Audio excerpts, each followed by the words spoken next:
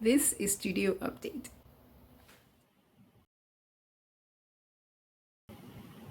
All right, peace and blessings. It has been a minute. Uh, I was hoping to have a lot more of these by then. According to my beautifully laid plan, it looks so pretty on paper, but life came along, madness and mayhem, and it didn't turn out exactly the way that I'd planned. And I don't like throwing, videos together real quick. Like I just, I like to put some time into it and, really share. This one is going to be kind of a short one because I'm actually trying to preserve my voice. Long story there, and I actually did a video, a Sunday video that I posted to my music platform, so I'll link that in the description box, and you know I'll give you more detail over there what that's all about. It's been a rough month. It's been a rough month. Um, but what I've decided to do in order to keep from rambling, I wrote myself a couple of notes here because I don't want to talk too much, but at the same time, I also want to just stay focused, and there are a couple of things that I want to share. So I think just recently thinking about what it is that I want to do moving forward, right? So what I want to cover in this update is, first of all, my just the space that I've been putting together. I think I said in other studio updates that probably the first one, that one of the things that I wanted to do was share how I was organizing the space, and if it was at all helpful, to anyone, especially fellow creative people, just how to organize a working space at home that functions as a living space and that has a really nice vibe. Um, to to make living more intentional, but at the same time have space for work, for creative work, for art and music, and trying to create these zones that function really well. Um, and then I also want to talk about my artwork, my own art practice, and in how I'm kind of doing a little bit of Sankofa, like looking back to see where I come from to understand where I'm going. So I definitely want to make sure that I'm expressing and reflecting what's going on in this time.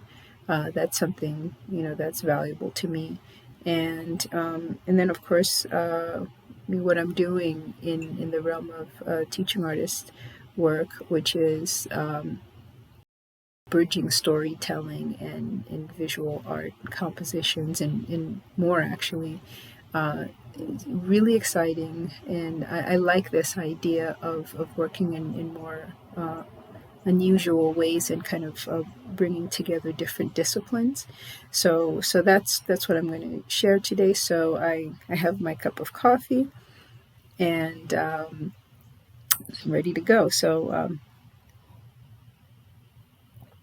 I think the first order of business is just the space, and since I've moved here in September, I haven't really done that much to it. I've basically just kind of put together the space in such a way that it functions well. Because for me, this has always meant a lot to me, just creating, having the ability to create my own space and set the tone for my home.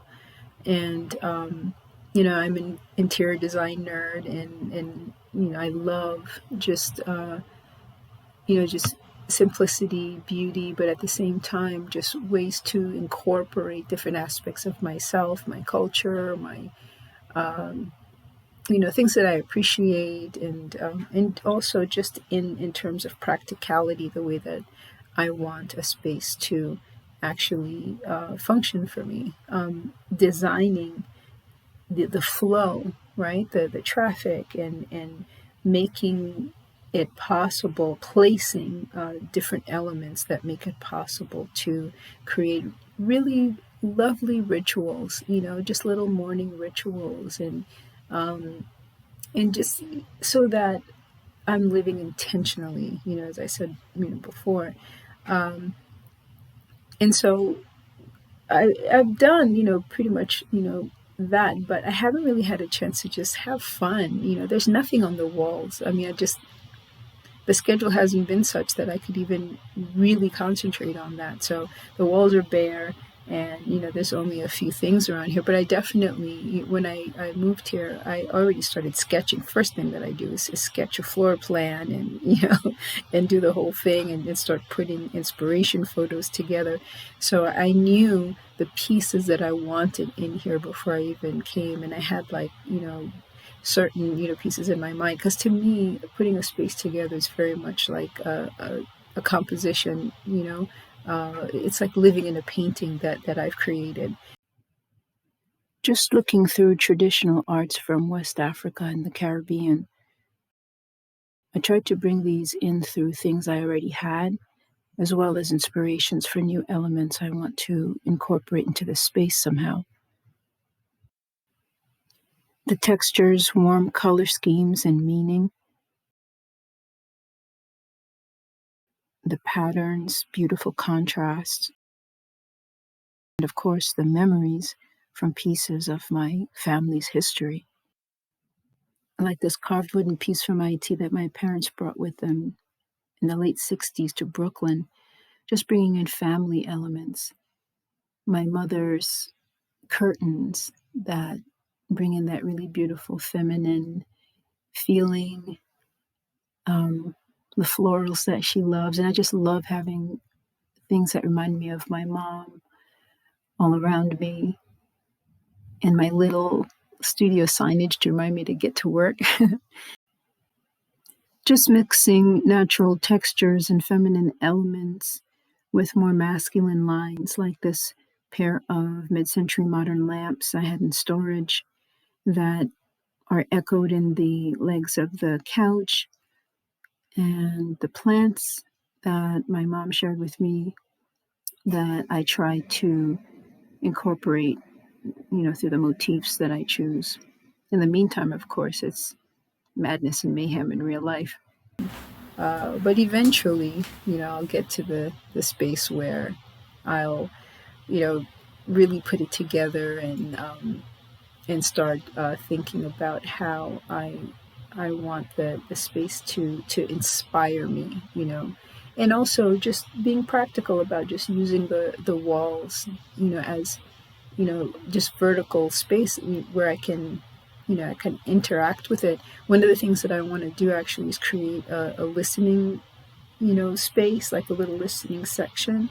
I've been doing some crate digging recently, and for my mom a bunch of the records that she and my dad uh, were listening to, like, since IT, like that my dad collected. I have original LPs from the island, and from Mexico and Cuba, and all the stuff that we grew up with. And she gave them to me. She was like, "You want to?" And I was just like, "What?"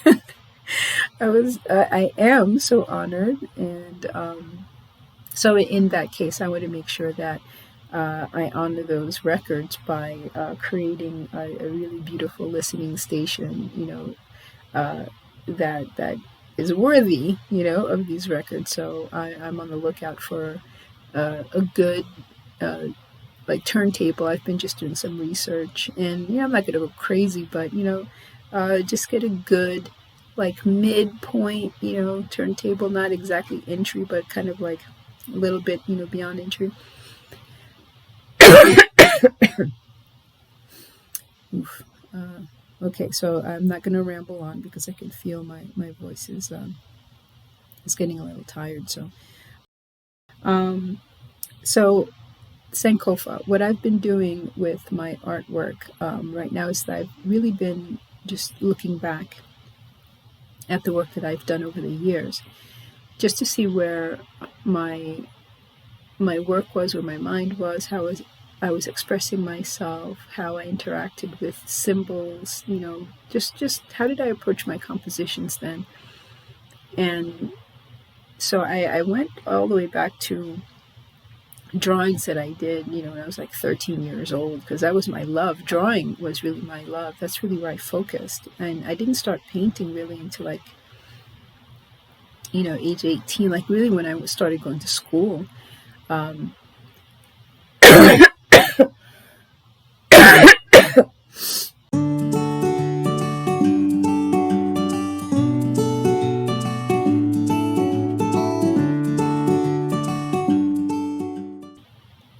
So I'm just going through some of the work that I did back then, just to see where I was at the time, and how I've progressed. Just a few of them, not everything. But this is a piece that I did when I was studying Leonardo da Vinci, and I was so enamored with just doing the work, the foundational work. I would focus on hands and the shape of the face and the figure, and I spent hours and hours and hours, on just like soft shading uh, with the pencil, just the lightest touch. And I noticed how Leonardo spent so much time on even just the way that the light was interacting with the hair, and separating each little tendril and all of this. And I remember thinking when I was a kid, like, how come Leonardo didn't paint African people? Like, where are his paintings of African people?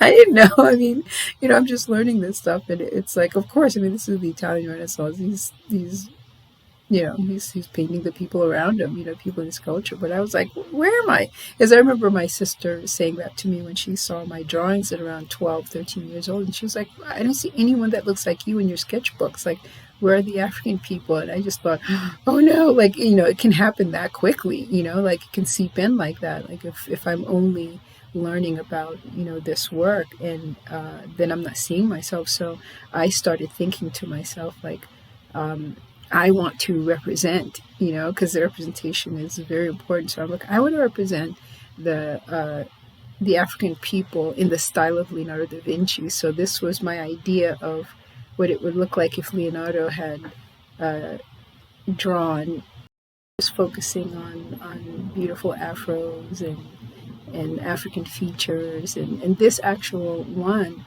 I used much later. Back in 2014, when I released my album Wisdom Child, I used this face actually as the cover. I wanted to connect with that time when I was doing these drawings. It was just, I was just such a romantic kid. Um, and I just thought it was very poetic. And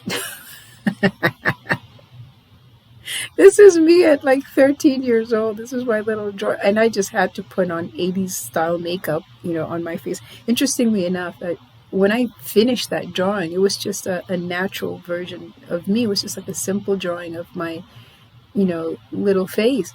But for some reason, I thought, you know what I'm going to do? I'm going to finish this with, loud 80s style makeup. Because I was reading those magazines, and I don't know, maybe I wasn't allowed to wear makeup yet or something. And I was like, shoot, I'm going to put makeup on in my drawing because I can be whoever I want, I suppose. Baby hair laid down flat and everything with my little chapeau.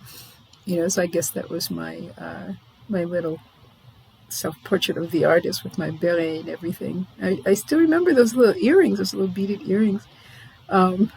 This is my teacher, Helene Massey Hemmons, a sculptor from Louisiana, who can give Rodin a run for his money any day of the week, and I mean that sincerely. She's a master. And I met her at age 17. I had won a poster contest, and her friend, a friend of hers, was one of the judges, and it was like for a feminist expression. There's a particular theme, and so I did my version of it, and they really loved it. And so her friend actually purchased the piece from me. It was my very first commission, and I received $75, and I was rich when I sold that piece. And so it turns out Helene lived a few blocks away from me at the time, and so her friend thought that I should drop the painting off, or the poster that I made at Helene's house. And she knew exactly what she was doing, because she thought I was a promising young artist, and she thought it was very important that I meet Helene Massey Hemmons, who became my mentor, became my teacher, and really showed me what it means to live your practice. And she was also a classical artist, worked in a more formal, realistic style, but her work was just powerful. Filled with symbol and passion. And I remember being at her studio and watching women at her studio. There was a beautiful piece that she did called Aries, of this beautiful African man just, in this pose. And women look around to see if the artist was there. They would kiss the statue. They would kiss it. It was living. It's as if it would just leap, right off of the base. Her work had just that reach. It just connected with people, just to their soul. And I learned from Helene to infuse that kind of power in the work. Like, I was never interested in just doing pretty things. It was very important to me that I reach people. So this is one of the great teachers who taught me that. And she allowed me to sketch her that day. I just had some colored pencils, and I was trying to get that faraway look that she gets in her eyes sometimes. These were just, life drawing classes that actually Helene and I would go to on Wednesdays. I remember this.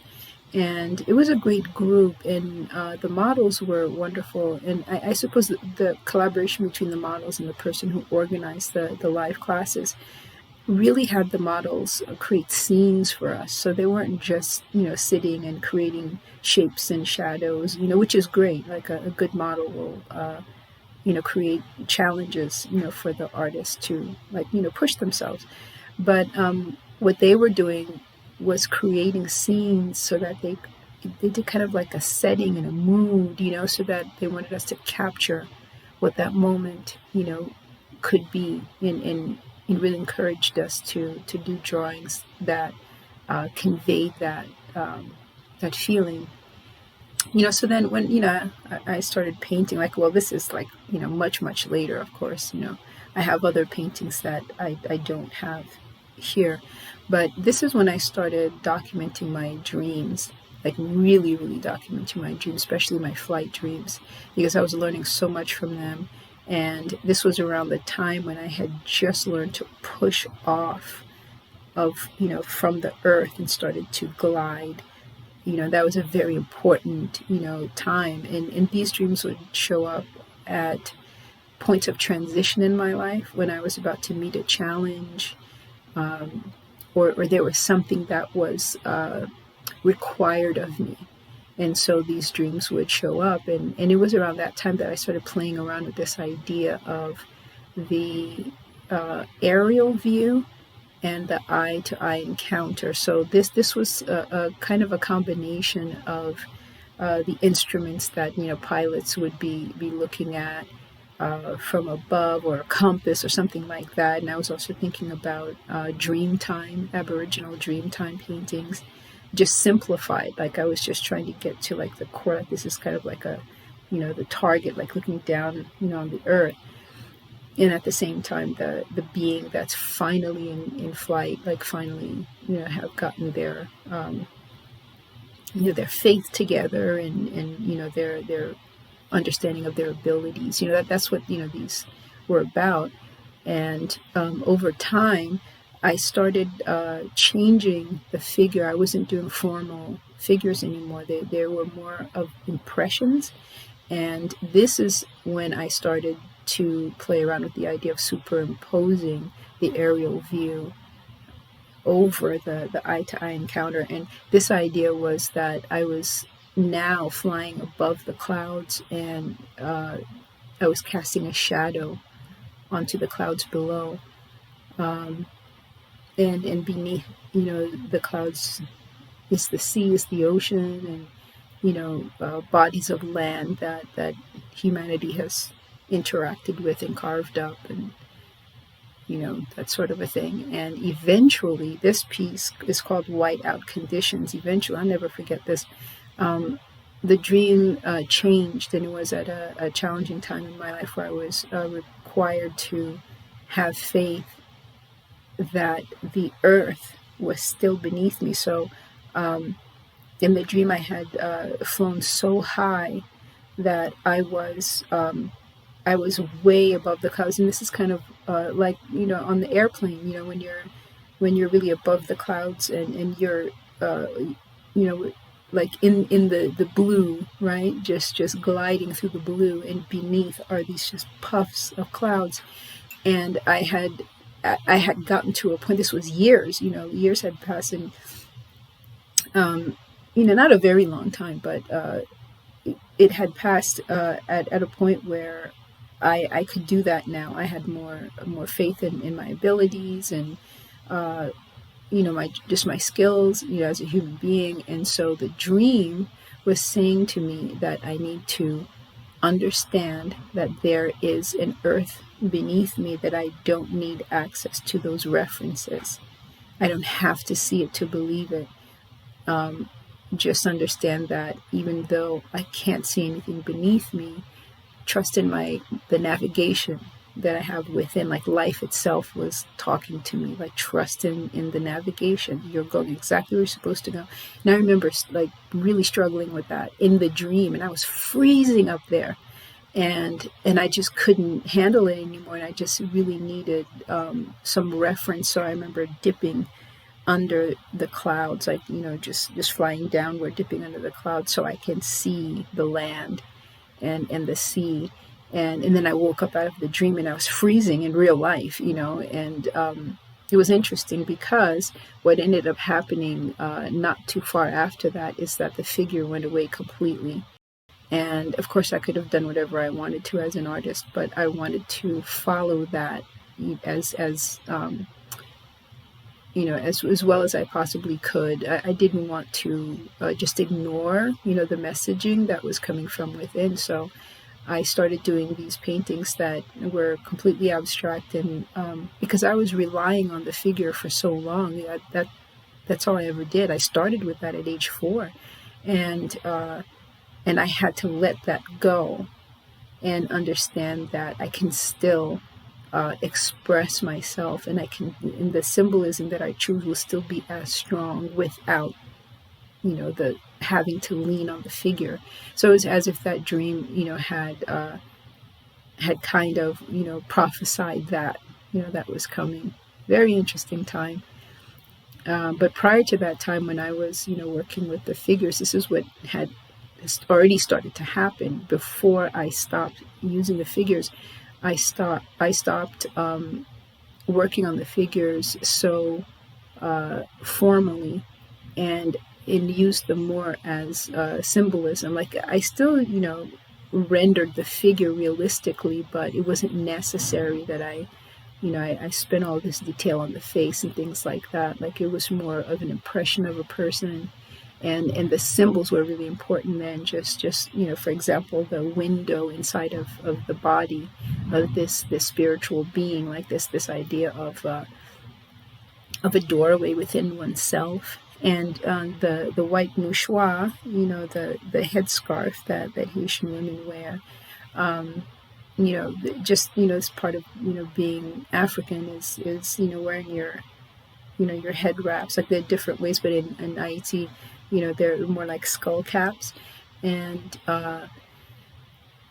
to me, that was just like connection to life in your journey, right? And the freedom of the bird, soaring through the clouds within. Like, I was just having all these conversations, and then like using the reverse as a way of talking about usually it was like a warning of something to pay attention to, but it was also thinking about the different sides of things, the different dimensions of things, and branches and leaves, roots, things like that always meant like pathways to me.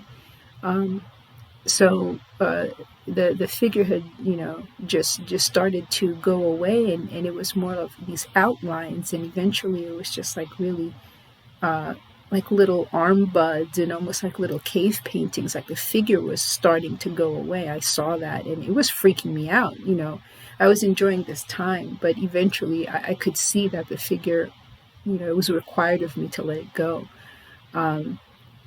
But I really enjoyed this time. I was doing a lot of, there was one year where I did a limited palette of nothing but, I think it was a buff white, titanium white, and then at the last layer of the piece, I would give myself the ability to choose pops of color and things like that. And then eventually I just worked in like buff sienna, and titanium white, umber, and that was it. And with like a tiny little bit of a pop of color at the end that was barely noticeable. So good challenge. But this is what the figure was becoming, and I was really changing my palette. I wasn't using all the colors in my crayon box. I was just choosing just maybe 3 colors, and that was it. And seeing what I could do with that, like with my neutrals. Just I think as an exercise to challenge myself too, to see, well, how are you going to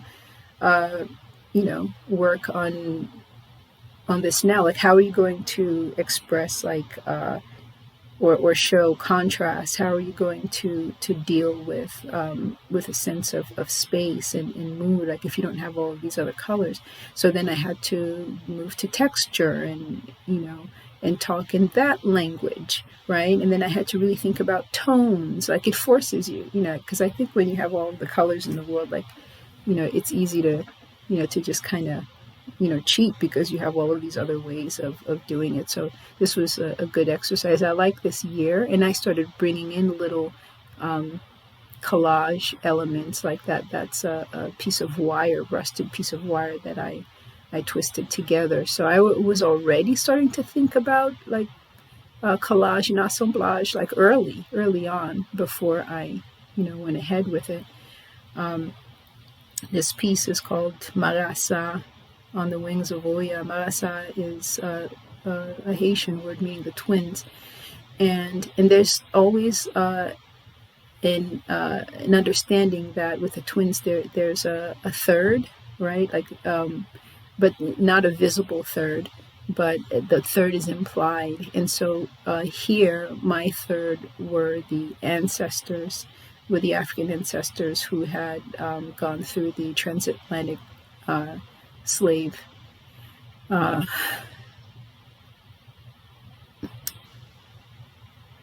nightmare. I couldn't even think about like the word I wanted to choose for that. But around then, like, I'm not exactly sure why, but these X's and bars represented to me the slave ships moving through the waters, and then these very simple little sketches of branches and highways, like, again, represented choices and in different, pathways, broken pathways, things like this. But, way in the background, are just generations of the ancestors passing through.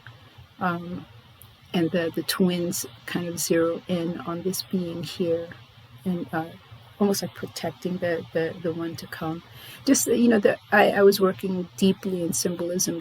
Symbolism has always been very important to me ever since I was tiny. At 4 years old I started working with symbols. So I eventually I had a series of these where I was telling these stories. This one is Safe Passage. And this is the ancestor who actually jumped into the ocean. There were these, members of the different, tribes that were stolen from the continent, who were on these horrible vessels, the point of no return, people being tortured on those slave ships. and some people just chose to jump into the ocean rather than to continue into whatever hell they were about to encounter. So again, here, I play around with these pathways, but they can also, be, ancestors, bodies, but mostly there were aerial views of rivers, and there were branches too, and again, broken pathways, and then creating pathways out of these new places, that had to be created, new ways, new languages that had to be created, all of it. I mean, so there were these conversations that I was having back then, and as I'm thinking about it now, there are some of these things that I want to continue bringing with me into my collection in 2021, and what I want to say with the work. And there are other things that, belong to the past that can inspire me. But this is why I'm doing this. I'm looking back to see, where was I then? How was I speaking? What was I saying then? And this is what's always been important to me. These not only what has happened to the people, but these constructs, of what we're supposed to be, and how cultures are created, especially with the one before this one, called confrontation. It was confronting the self, and the being on the right here who was just beautifully ornamented in her garb, layers and layers of identity, and maybe different forms of wealth and who she is, and being confronted by the raw being, and in all of its flaws and brilliance, and just like the confrontation of the self, and the one on the right representing just constructs of culture and a person. And around that time is when I created this idea of the burning skirt. Like, there are these little tongues of fire at the bottom of the skirt, and that was my warning of a message that was really important. And so I created a series of these paintings with the burning skirt. So this is kind of where I was back then, and then now I'm doing more assemblage kind of work. My supports aren't traditional canvas and paper, but this was like two window shutters from an old cabin where I used to live in. And actually the brown, for the person who's looking, backwards, actually was the original paint that was on the shutter. So I left it just as is, and I brought in different elements to start having conversation about, this idea of all the different pieces that make us up. Again, constructed identity and things like this. And then I started creating these little symbols in each one, like, these crosses here, like these little, almost like this kind of Frankenstein-like stitching almost. It's just a reminder. To me, that's the Reaper's grin, and it's just a reminder that this experience is temporary, and it should be revered. Life itself is temporary. It's a mystery, and that understanding makes it even more amazing. And that's a lesson I learned at age 6 from the passing of a child in our family. It just filled me with wonder about life itself. It's like, wow, this isn't, we don't get to do this for 300 years. Like, this is very special, and we have to actually honor it.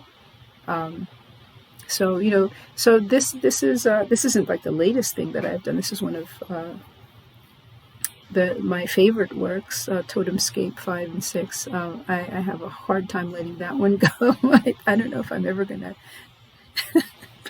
sell it. That's not good. Good studio practice. Yeah, I mean, you have to, eventually somebody's going to collect your work and you have to let it go. But I'm precious with this one. For years, I have kept relationships with my collectors so I could have visiting rights to the artwork.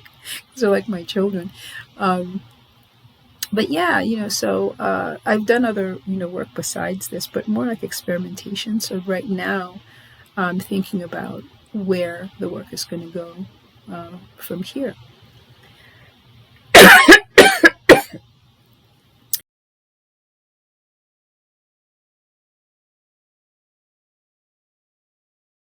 The latest workshop that I'm doing is actually a collaboration. I'm so excited about this. This is a workshop that I started years ago, back in 2015, called Conjuring a Vision.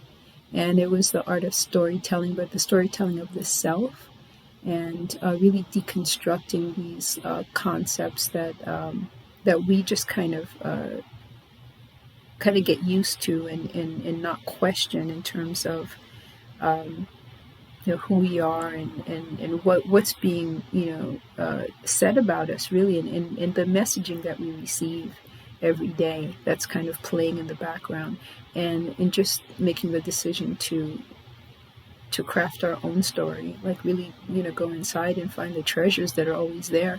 And so this time around I'm doing it in collaboration with a wonderful artist, a storyteller named Kiana Ellen, and she is the creator of Dunia Vida Wellness.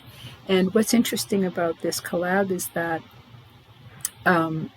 we're mixing the art making practice with which is storytelling through the visual elements, and we're bringing in genealogy research and the storytelling from the information that the participants will find about themselves, and which is just amazing, I think, for family especially.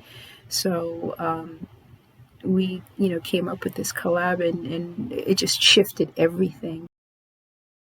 This workshop, in the same way that I've been working with the students, with the young people, it's a response to what's been happening in this country, and specifically in BIPOC communities, around the violence that people have endured and continue to endure. And so this workshop is very much a self-care piece too, in addition to art making, in addition to the creative process. It's a way to come together and tell these stories together, and create the symbolism from scratch, and really have an intention, a strong intention, in putting together the composition. And especially when I think about families doing this together, it just it's just such a beautiful moment to me, to actually craft a work of art that tells the story of your family, like the origin of the family, like where everybody came from and why, and putting it down together in this way. And it's going to be a mixed media piece, so mixing painting and collage elements, and perhaps assemblage, depending on the symbols and objects that everybody brings to this. So I'm so excited. And I'm so excited to work with Kiana. Just the way that we work together, even just the way that we respect each other. That approach is what we're bringing to the participants, just in everything that we do, the way that we consider each other, the way that we think about each other as we're making choices throughout this. And we both consider it a blessing, just the way that we just kind of connected online, and saw that we're each aligned with certain things, with just certain approaches to life and creativity and community. And so in that, we're very intentional about honoring every aspect of what we did. And we started with each other. We started the conversation with how can we honor each other as individuals, as artists, as teachers. What do we need? How do we even define respect? What does that mean? What are the different boundaries that we want to honor, and also what are the things that we want to celebrate in each other and what we bring to this? It just in everything that we do. So that alone is a clue, to both of us, how we're actually crafting this in the way that we intend to work with participants. So it's just a beautiful, beautiful thing. So yeah, so I think that's pretty much it for this studio update. I said I wasn't going to talk very much, but I didn't blab as much as I usually do. I followed my little list here, but I can feel it. I can feel it in my vocal cords. So I'm going to stop it here. So I would say the mailing list announcement is going out today. Please sign up for the mailing list so that you can be, kept updated on this journey. And what's coming up, soon, especially for the summer. I'm going to be sharing a bit more on just my process as I take more time for my practice. Yeah, that should do it for this one. Yeah, I did it. back on schedule. So as of May 2021, back on schedule. So I will be doing another studio update in June. So the first Sunday of June will be the next one, and so on and so on and so on. I'm glad to be back on track, and I look forward to sharing the next one. So until then, peace and blessings.